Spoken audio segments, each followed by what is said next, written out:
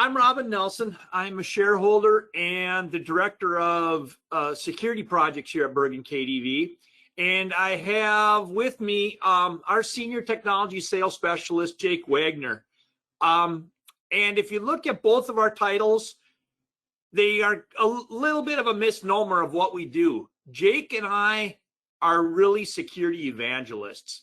We can talk about this stuff all day long. We love talking about this.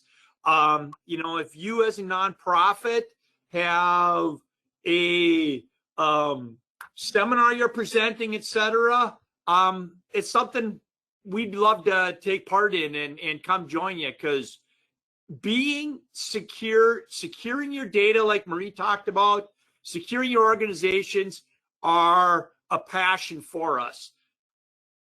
Cybersecurity is obviously a big deal at the moment, and nothing makes us happier than knowing that not only our clients are safe, but even if you're not a current Bergen KDV client, we want to help you be safe as well.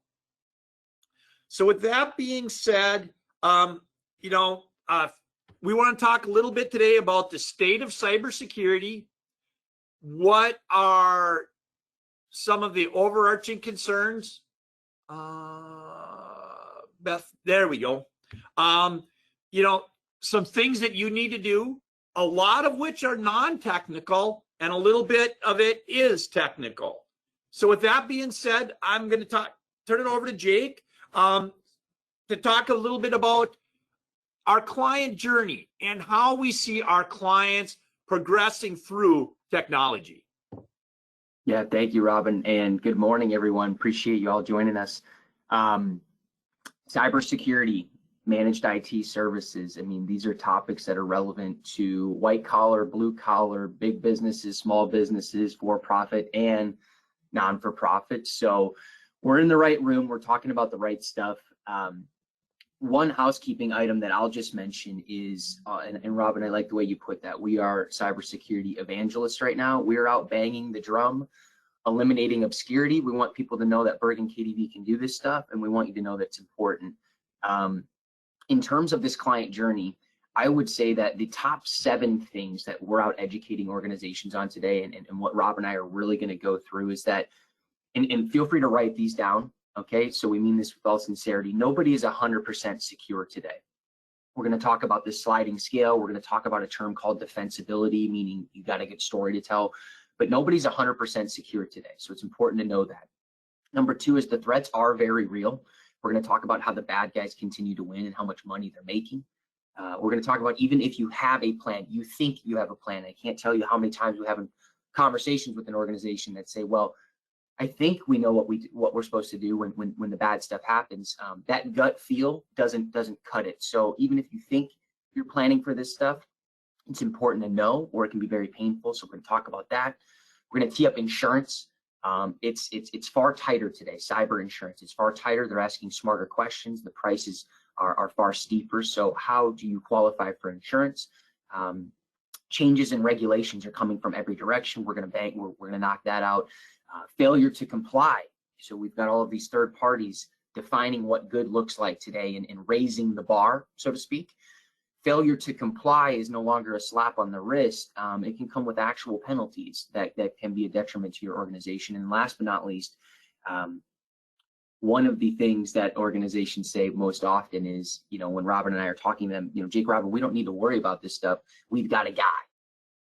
And that could be a guy, that could be a girl, it could be your cousins, brothers, uncles, stepsons, nephews, grandson, and he's really good at gaming, and he's your IT person. And some of you are probably smiling right now and thinking to yourself, shoot, that's our strategy right now. We've got a guy. So we're going to talk about how IT has certainly become bigger than one person along today's journey as well. So as Robin had teed up here, by the way, we're going to get as much as we can done here in 15, 20 minutes between Robin and I, and we'll try to be punctual with it. Like Robin said, we can absolutely talk about this stuff all day long.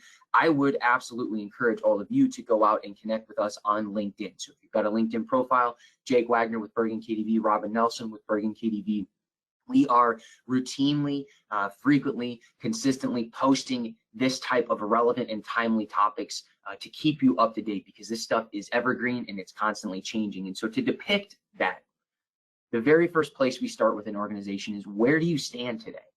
Okay, you cannot build a strategy if you do not know where you are at. And that's where Robin really comes in with his security assessment expertise. And so this client journey is simply something that we provide to organizations, prospective organizations, to say, we're going to help you figure out where you're at, where you land on this, and it's to demonstrate progression. Okay, so it works from left to right and bottom to the top there. Most organizations, if they cannot say yes on every cyber risk application, if they've got a guy, as we flesh this out and we perform discoveries, we identify that most organizations are operating in a break-fix mentality today. Just had a prospective call yesterday on my drive out to Chicago. Same thing. What's your IT strategy? Well, we've got a team. Really, tell me more about that. Well, generally speaking, we just call them when stuff breaks. That's called reactive support. That falls into the break-fix category. And as you can see, as you move from left to right here, we want to perform security assessments. We want to figure out, what are you doing today, and where is room for improvement. We want to show you what the tools are today that pass that permissions to play. So at a bare minimum, these are the things that you should be doing to give yourself a better story to tell in the event of something bad happening. So we can certainly move to the next slide, Bethany, pretty please. So we're going to talk about the state of cybersecurity just as a whole. So for starters, change is everywhere. And so what I mean by that is, we've always been keeping up with the bad guys. Okay, you, me, everyone in the game here, we're always keeping up with the bad guys. They're the ones driving the most change. And we'll talk more about that in a slide here.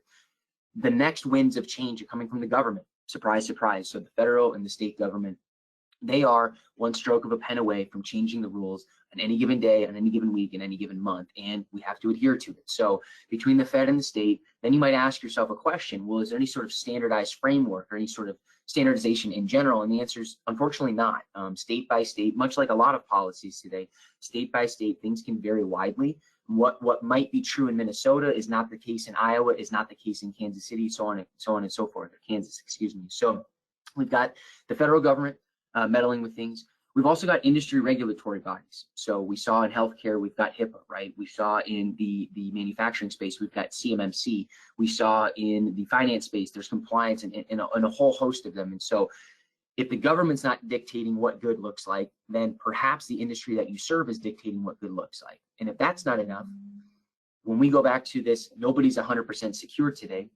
What do you do on the other end of this? What do you do with that information? You should be doing the right things on the front end, and the right things on the front end qualify you for a cyber insurance policy on the back end. Okay, that's the ultimate fail-safe. That is the ultimate when everyone hits the panic button and it's time for some assistance.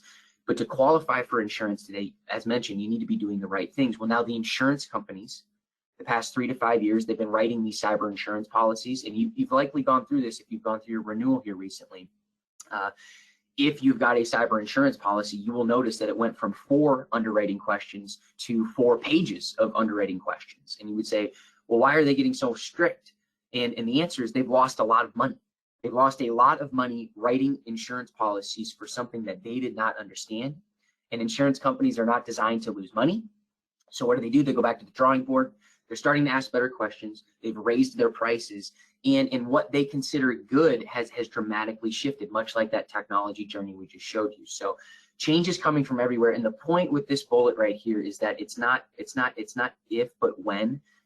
You could be right around the corner from someone you work with telling you that you need to do something more about your technology solution. So that's the takeaway there.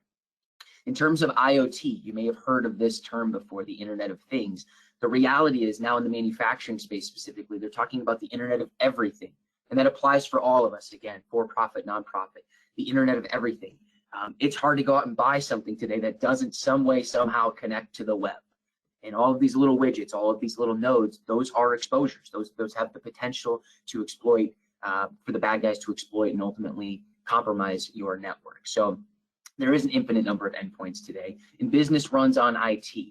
Even the most blue-collar shops that we work with today, oddly enough, are using more technology than they ever have before. So business runs on IT, and it's important to accept that as well. multi-stage unilateral attacks. This is just kind of a testament to the bad guys getting much, much smarter and working together. And that's what the criminal collaboration piece is. There's an acronym for you, ransomware as a service. But, you know, if you are an aspiring bad guy, we'll call it, you have the opportunity today to go out to the dark web and say, I don't know what I want to do, but I want to cause some havoc. Could anyone help me do that? And then a bunch of people raise their hand and say, yeah, I can. And then it's a bidding war, like you're on eBay. You want to spend $20 on this cybersecurity campaign? Do you want to spend $200? What's your budget to create as massive, as much destruction as possible? So that's on the other side of it. That's the FUD. In terms of how much the bad guys are actually making on this stuff, I believe that's next, Bethany. Is the answer is a lot of money. Okay, I just, for the sake of and politics aside, you know, we toss billions and we toss the term trillions around like it's nothing. Well, does anyone actually know how many commas and how many zeros are in the $1 trillion market there? So the bad guys represent the largest organized crime syndicate in the world. And you can see the progression from 2021 up from 2022. So slightly dated metrics. It's important at the end of 2022 that we capture this, so we're not just kind of forecasting or projecting, but up 50% from 2020. And I'll tell you this. So again, for everybody listening in on this, in 2020, you know what we were saying? The exact same stuff. And they called 2020 the golden age of ransomware. That's what 2021, that's what 2020 was. Then you come into 2021, you're like, wait a minute, it got worse. And what do you think is happening in 2022? The same exact thing. It's getting worse. So a $6 trillion global market cap. I mean, you could take some of the, like, I think the top 10 in the S&P, and they're at about 4 to 5 trillion right now. So it tells you how much money these bad guys are making. And the harsh reality is they're not getting caught. You might read an article that says, oh yeah, you know, we found so-and-so and we captured them. These bad guys are like a hydra. And a hydra is, you know, you cut one head off, 3 heads grow kind of mentality. So the bad guys aren't getting caught. And what do you do if you're not getting caught and you're bankrolling $6 trillion potentially a year? You're investing in the best tools. You're perhaps investing in the best people, quite frankly, because money talks. The average bad guy today on the dark web, their salary is $1 million, you know, 7 figures. So they can attract some of the best talent with some of the most malicious intent. That's what we're competing with when it comes to the bad guys. So I think that's the end of the scary stuff here. And we're going to talk about now, how are the bad guys getting in? And this is an easy one, and it makes us smile. The bad guys are getting in through very common threat vectors. These types of breaches that are happening through phishing attempts, and you have all likely experienced some sort of spam email hitting your inbox. You're like, my goodness, every single day, my first 30 minutes of the day, I'm going in and deleting 270. I've got a ton of spam coming in our hustle and bustle in our day-to-day.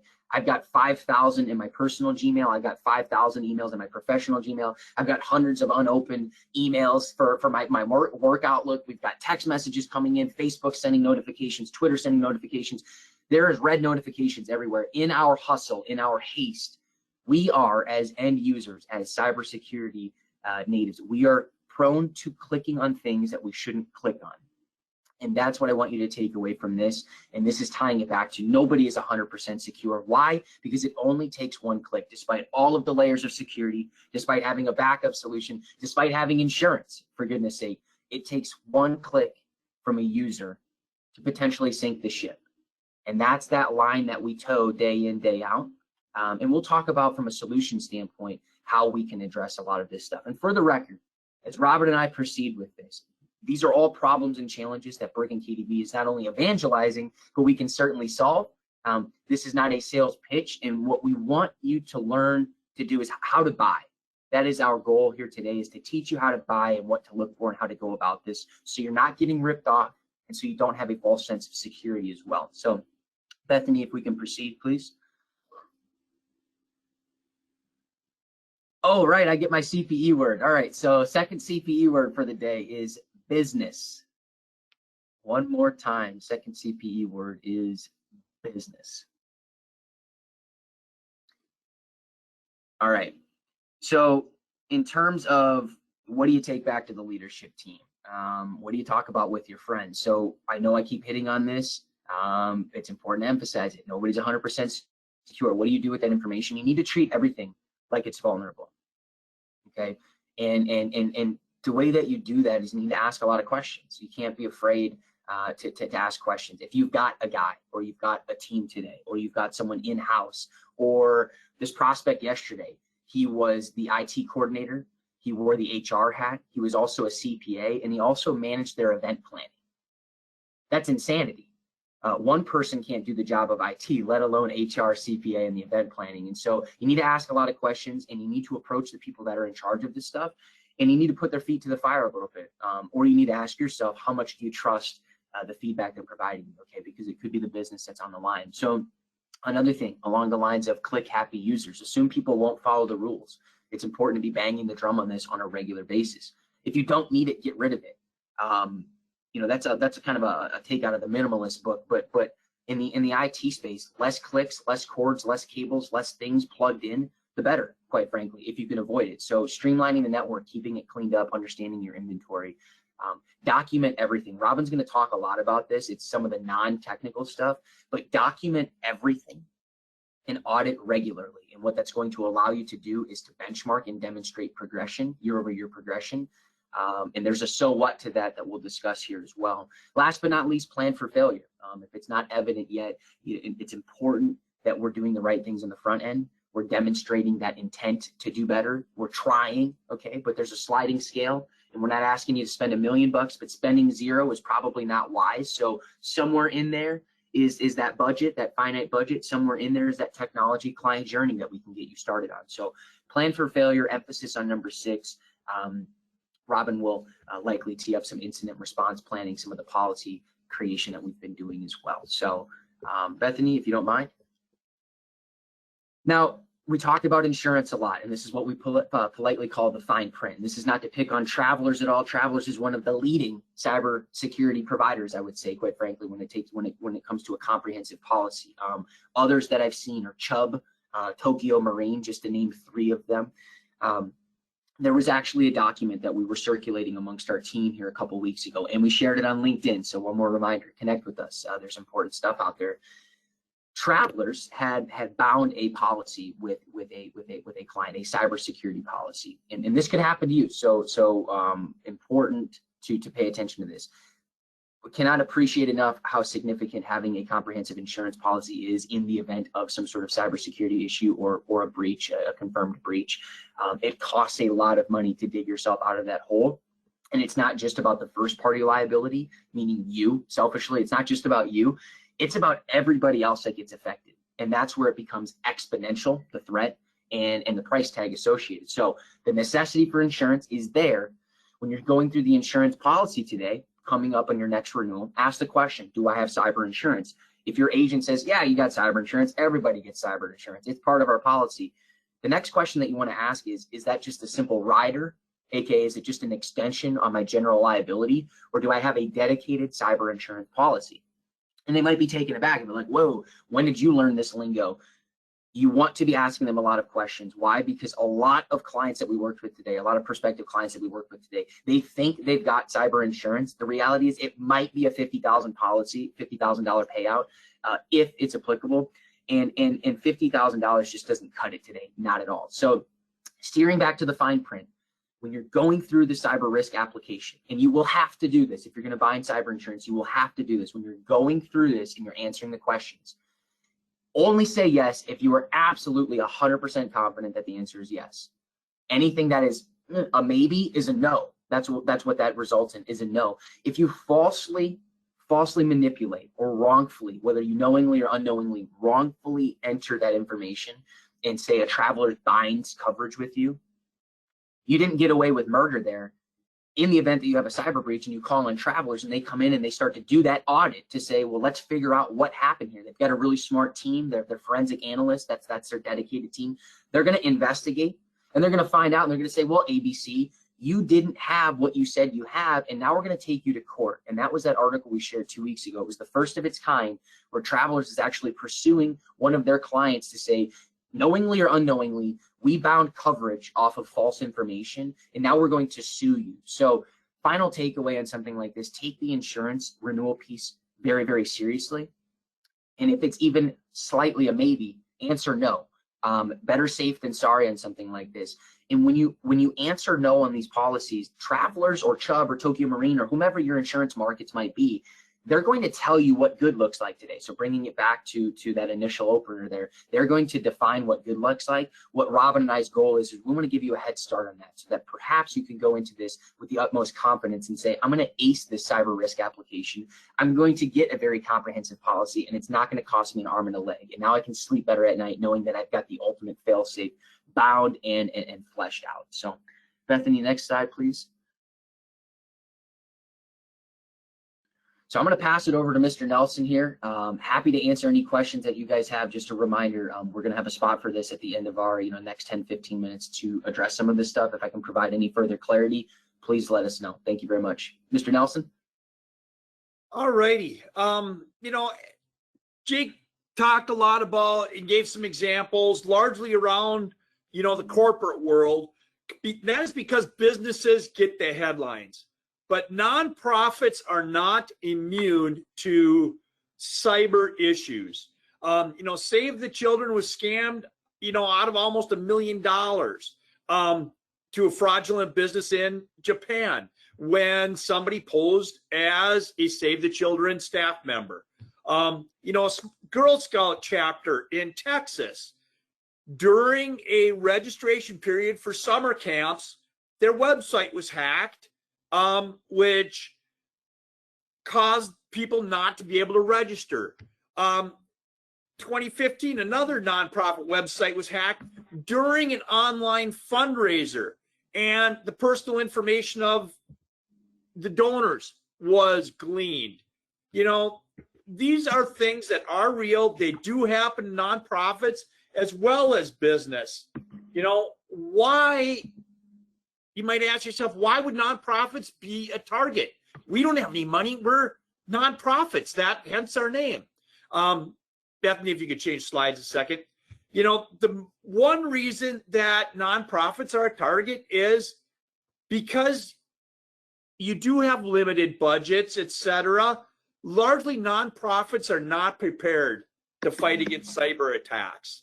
68.2% of nonprofit technology conference survey said they don't have documented policies as to what to do if they get attacked. Another 60% do not provide cybersecurity training on a regular basis to their staff. That leads to clicking, like Jake had talked about, because your staff is not taught what to look for. And over half the respondents don't require multi-factor authentication to log into online accounts. What multi-factor authentication is that old thing of, you enter your name and password into something, and then you get the old, you gotta get a text or a button that you have to hit on your phone to let you in, or a token of some kind, fingerprint, something like that. Over half the nonprofits don't require that. What does that do? That just leads to openings for those bad guys that Jake was talking about. There are some overarching concerns when we talk about cybersecurity. Some of these Jake already mentioned. Bethany, if you could advance, please. The first thing is the attitude that cybersecurity, that's the IT folks' problem. Cybersecurity is not just an IT problem. As we talk in a minute about some of the administrative things, a large portion of cybersecurity is staff and HR related.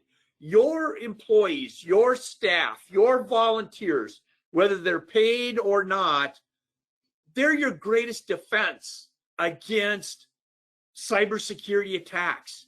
You need to be training them as to what to look for, how to use social media appropriately. Marie at the beginning, talked a lot about social media. I want to share a couple of do's and don'ts. Unfortunately, I don't have this in the slide, but you only want to share your presence, your social media with an intended audience. You want to make sure that what you're saying is appropriate for the viewers. You need to be skeptical of things, like Jake said. I know Jake mentioned follow us on LinkedIn, which I appreciate. A number of you are doing. I've gotten 6 or 7 LinkedIn requests in the last 15 minutes.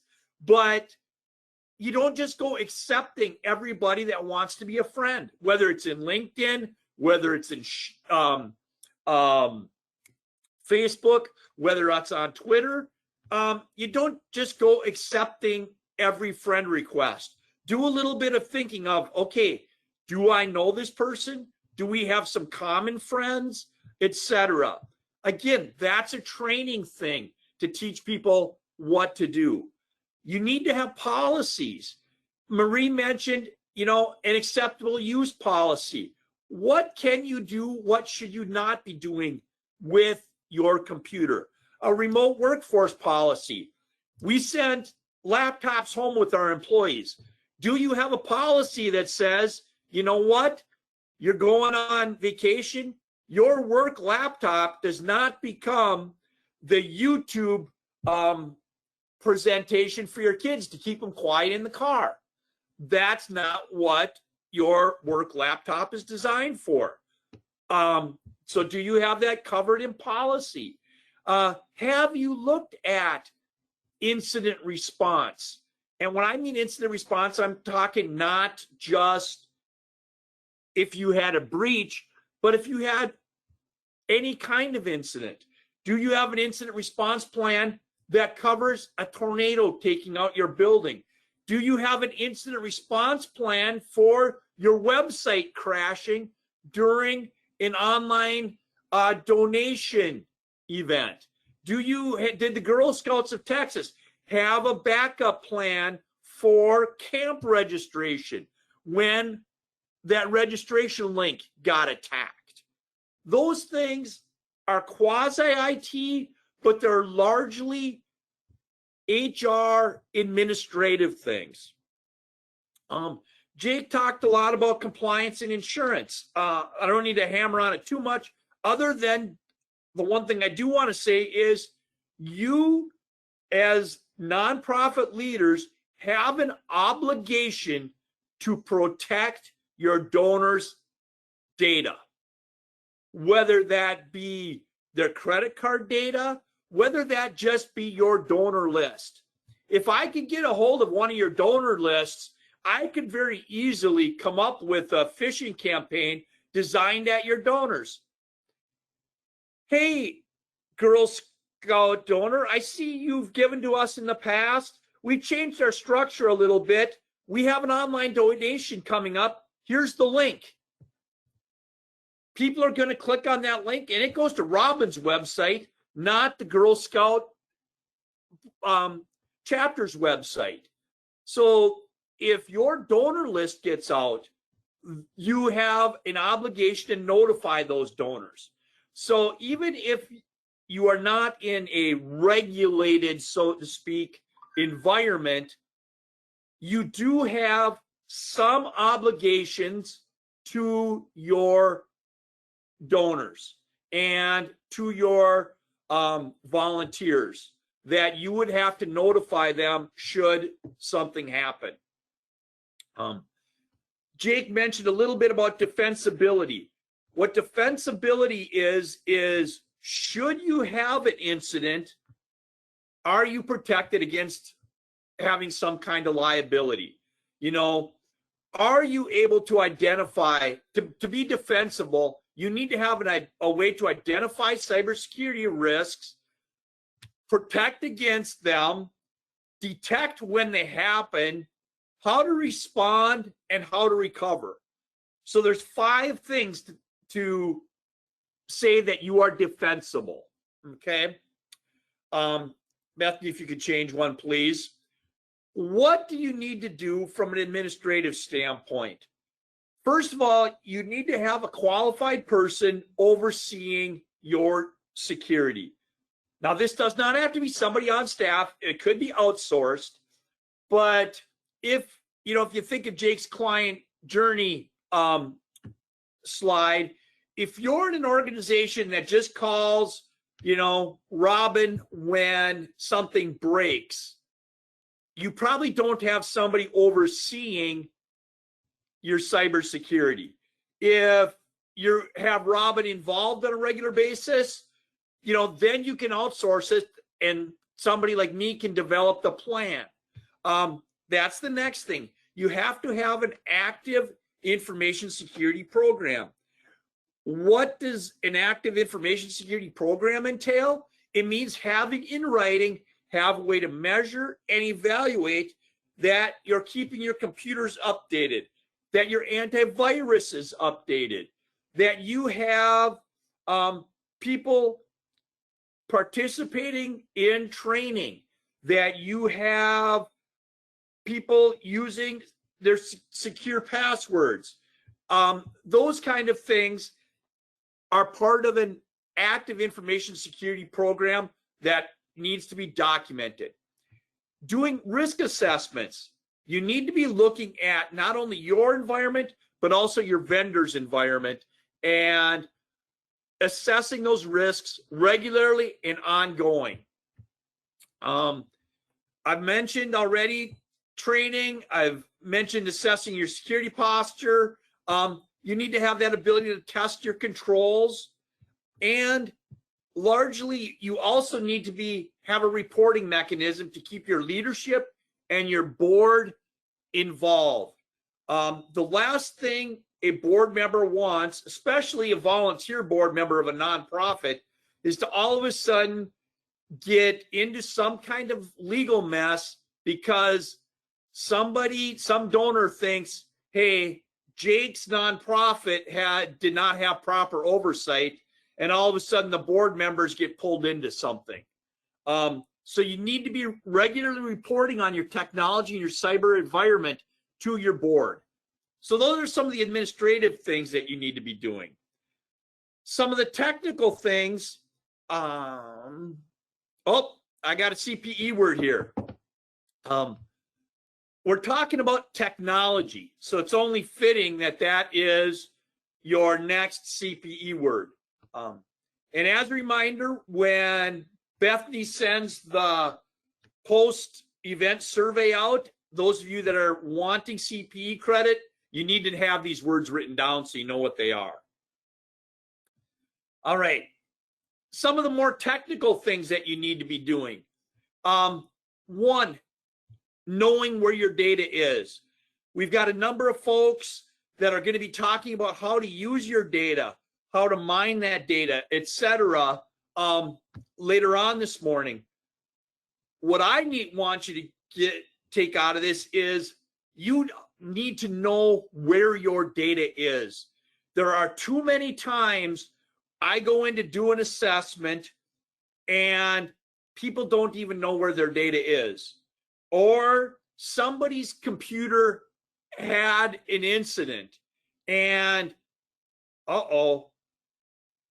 Jake had a copy of our donor list on his laptop. We didn't know he had that there. He exported it. It was into his Excel spreadsheet because he wanted to do an email campaign. God dang it. Our bookkeeper had a copy of our donor spreadsheet on their laptop. Had all the donor information and what they gave the last 5 years.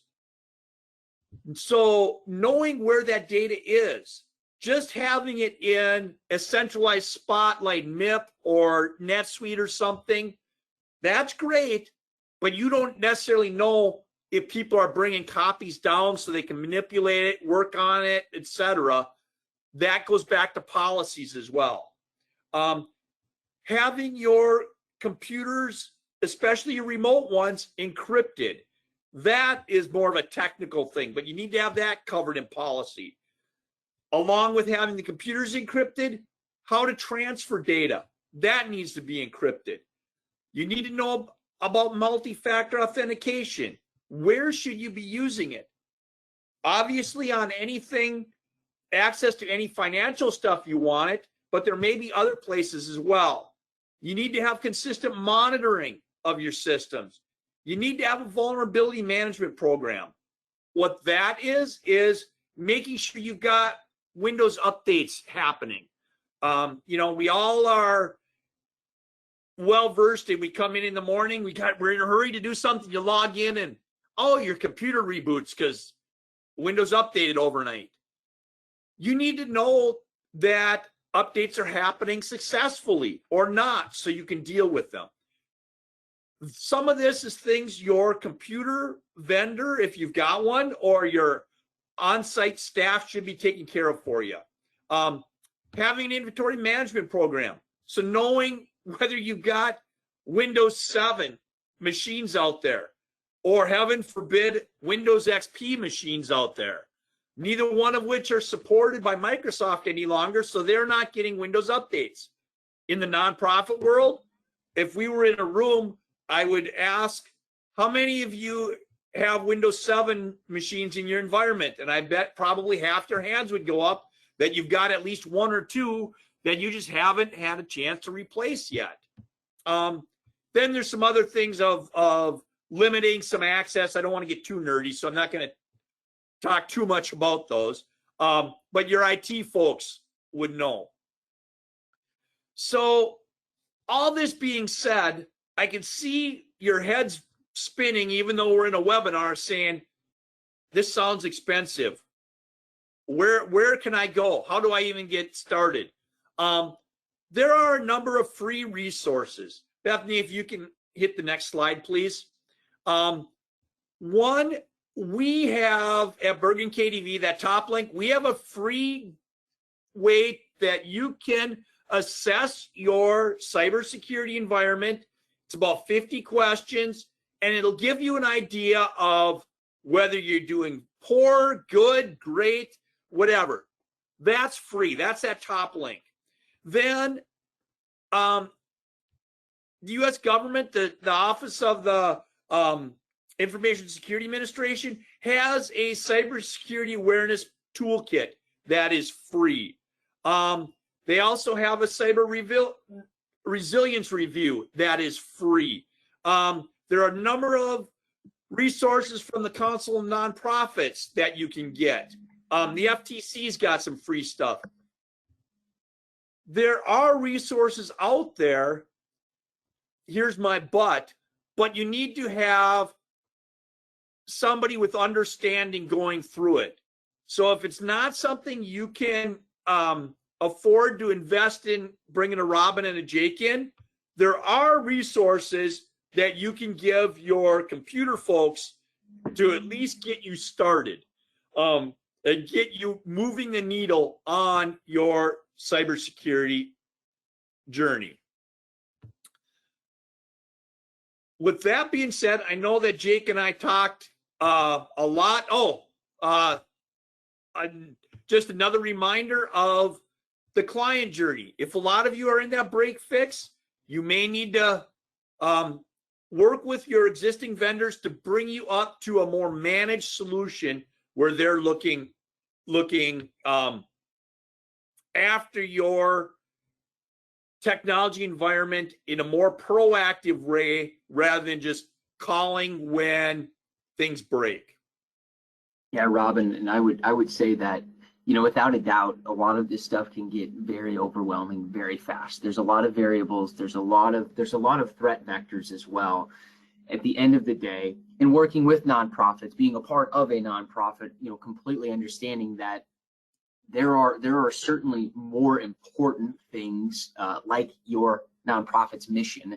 There are certainly more important things that you would like to be allocating a majority of your time and energy and resources towards. That is the final reminder that you don't have to go this alone. You don't have to go this alone. Using that initial link, that free self-evaluation, that's a great spot for organizations to start. And what that will likely allow you to do is to see now, using a third-party tool, to confirm that, yes, we are indeed kind of in the red right now, and we want to start to work into the yellow, into the green over time. The defensibility thing, the insurance stuff we talked about, even an organization performing a security assessment. and having the ability to say, I now have a firm grasp of scope. What that means is I know exactly where I stand. As a part of going through more of a paid assessment, and there's a benefit of doing that because someone like Robin Nelson is going to come in and uncover every stone and look in every crook and cranny.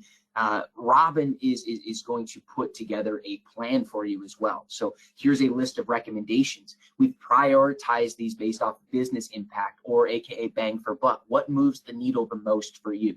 So not only do you have a firm grasp of scope, but you now have a plan that you are going to execute on. And if we execute on 1 or 2 of those things, and it's a list of 10, and you don't, no expectation of getting it done in 6 months kind of deal, this is an ongoing journey.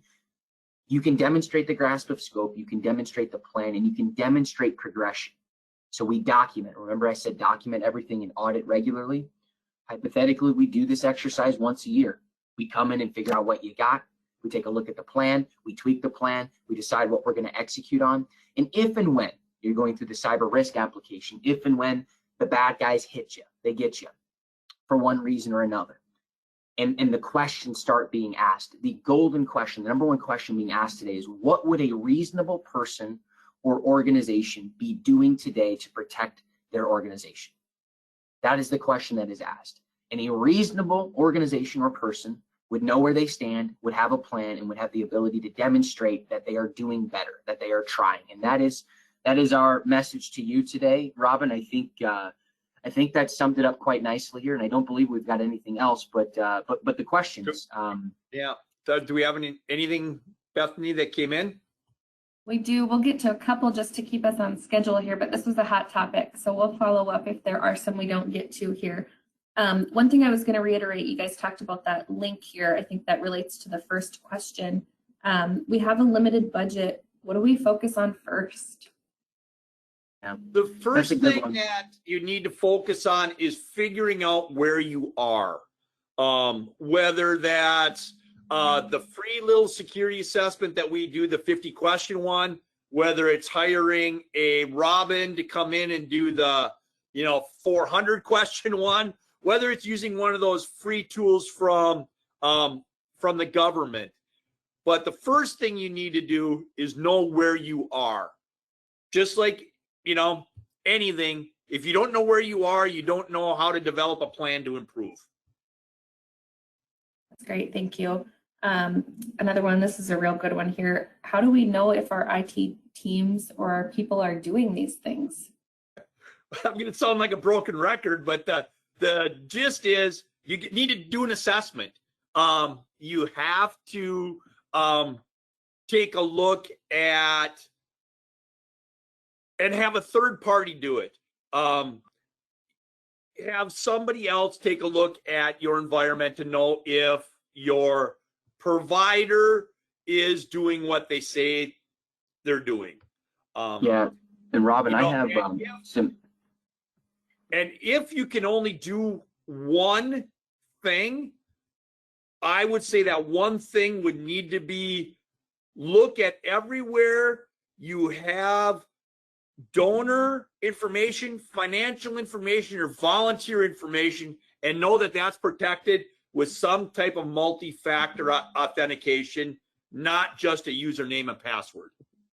And Robin, if I can just add to that, because I know it's a pretty sensitive topic because it can be quite challenging. So let me embody the leader or the chair of this nonprofit for a second, and let me admit that I know nothing about technology right now. All I know is we've got a guy or we've got a team, and everything seems to be working. We haven't had really many issues. There was that one time and this time, but nothing super important. If this presentation resonated with you, and you're now thinking to yourself, you know what, I think we're in a good spot, but I don't know. And our message is you need to know, right? You need to figure out where exactly you're at. Some of the advice that I've given individuals in the past is approach your IT person, she or he, and have that conversation from a spot of empathy to say, hey, I've been hearing a lot about this IT and cybersecurity stuff, and my goodness, is it challenging? And my goodness, does it sound complex and scary? How are you holding up? And if you approach it from that direction, when we have these conversations with IT resources, it's kind of confession of the IT guy, and so she or he will say, yeah, you know, after getting one certification, I was feeling really confident. After two, after three, after four, you know, I'm a very valuable employee. But now I'm on my 12th certification, and I'm struggling to keep up with the first four that I got. And I'm kind of keeping my head above water right now. And I had a gentleman yesterday. I mean, he just turned 65. He's been their IT resource for 14 years now. He's working doubles right now. I mean, he just cannot get out of the business, and it's been 5 years, I think he said, since he's taken a vacation. So approach the conversation from not you're suspicious or skeptical that the right things are happening, but more from an empathetic standpoint, because really, truly, the new IT person or team that you want today, they should be the first to admit that their job is bigger than one person, that they're going to need help with some of this stuff. That person should also value your network and the operation you've got more than his or her pride, you know, of, no, I got it, you know, I'm the guy. I love that validation. They would welcome third-party assistance, and they would certainly be an advocate for change, open to new ideas. So that's how I would encourage you to approach if you're questioning how do you hold your dedicated IT resource accountable when you yourself do not have a technical bone in your body. I would revert back to Robin's suggestion there of have a third party come in, and it doesn't cost an arm and a leg, guys. Relatively speaking, or comparatively to the so what or the other end of this, you know, peeking behind the curtain.